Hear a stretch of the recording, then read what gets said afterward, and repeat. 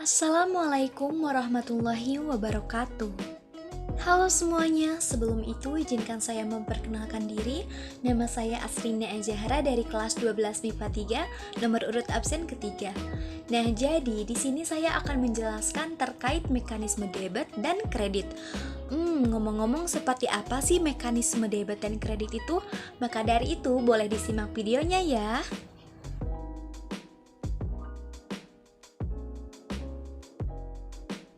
Nah, pengertian dari debit atau debit merupakan sebuah ayat yang terdapat pada sisi kiri sebuah akun. Dalam pembukuan berpasangan, debit akan meningkatkan atau bertambahnya jumlah harta dan beban, serta menurunkan atau berkurangnya jumlah utang, modal, dan pendapatan. Kemudian kredit. Apa sih pengertian dari kredit itu? Jadi, kredit merupakan sebuah ayat yang terdapat pada sisi kanan sebuah akun. Dalam pembukuan berpasangan, kredit akan meningkatkan atau bertambahnya jumlah utang, modal, dan pendapatan, serta menurunkan atau berkurangnya harta dan beban.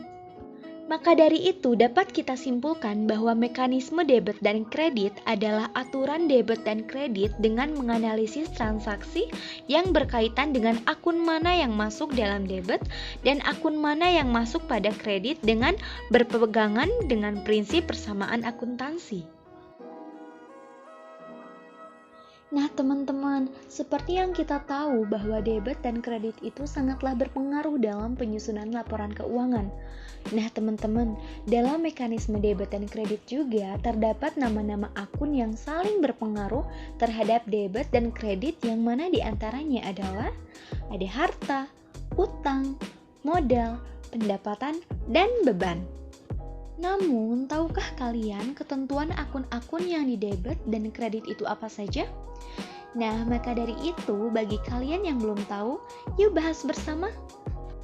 Nah, berikut beberapa aturan untuk pencatatan transaksi, yang mana diantaranya, pertama, pedoman mencatat untuk perubahan pada harta atau aset adalah harta jika bertambah dicatat sebelah debit, dan jika berkurang dicatat sebelah kredit.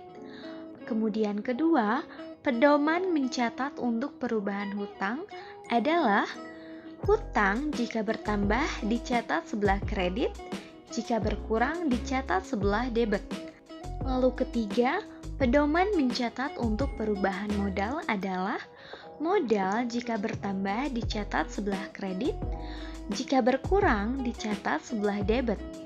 Kemudian keempat, pedoman pencatatannya untuk akun pendapatan adalah pendapatan jika bertambah dicatat sebelah kredit dan jika berkurang dicatat sebelah debit. Kemudian kelima, pedoman pencatatan terhadap akun beban adalah beban jika bertambah dicatat sebelah debit dan jika berkurang dicatat sebelah kredit. Nah teman-teman, untuk melihat lebih jelasnya kalian bisa melihat pada tabel berikut ini ya. Namun sebelum teman-teman mengaplikasikan mekanisme debit dan kredit, perhatikan terlebih dahulu ya ketentuan-ketentuan berikut ini. Yuk kita bahas bersama. Nah seperti yang kita lihat pada tabel, terdapat 5 kelompok akun, yakni harta, utang, modal, pendapatan, dan beban. Nah, dalam pencatatan transaksi menggunakan mekanisme debit kredit, kelima akun tersebut mempunyai sifat yang berbeda-beda. Misalnya, pada akun harta, apabila dari transaksi yang ada menyebabkan akun harta tersebut bertambah, maka akan dicatat di kolom debit. Sebaliknya, apabila dari transaksi yang ada menyebabkan akun harta tersebut berkurang, maka akan dicatat di kolom kredit. Sifat yang sama yang dimiliki oleh akun harta ini adalah akun beban. Sementara pada akun utang, modal, dan pendapatan lain lagi sifatnya. Misalnya, pada akun utang, apabila dari transaksi yang ada menyebabkan akun utang tersebut bertambah, maka akan dicatat di kolom kredit. Sebaliknya, apabila dari transaksi yang ada menyebabkan akun utang tersebut berkurang, maka akan dicatat di kolom debit. Begitu juga sifatnya pada akun modal dan pendapatan.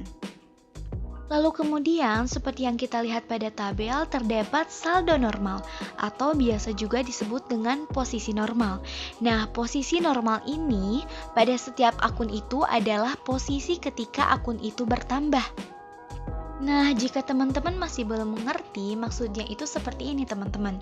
Contohnya, jika ditanyakan posisi normalnya modal itu ada di mana? Nah, untuk menjawab pertanyaan ini, kita cukup melihat akun yang bertambahnya. Nah, karena modal bertambahnya ada di kredit, maka artinya posisi normal akun modal itu adalah di kredit. Sehingga dapat kita simpulkan bahwa posisi atau saldo normal akun sama dengan posisi saat akun bertambah, teman-teman. Nah, sekarang kita akan mencoba membahas terkait contoh soal mengenai mekanisme debit dan kredit.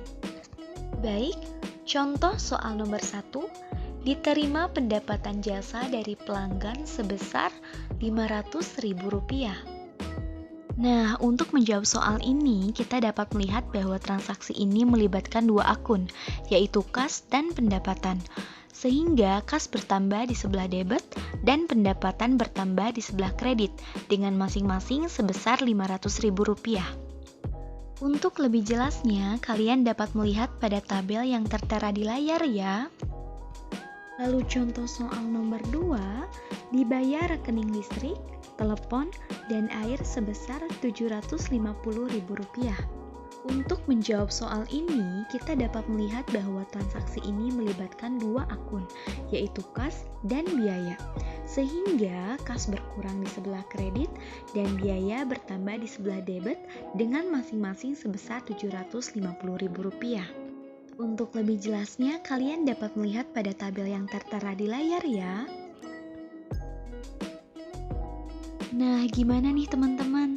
Sekarang kita sudah tahu ya seperti apa sih mekanisme debit dan kredit itu?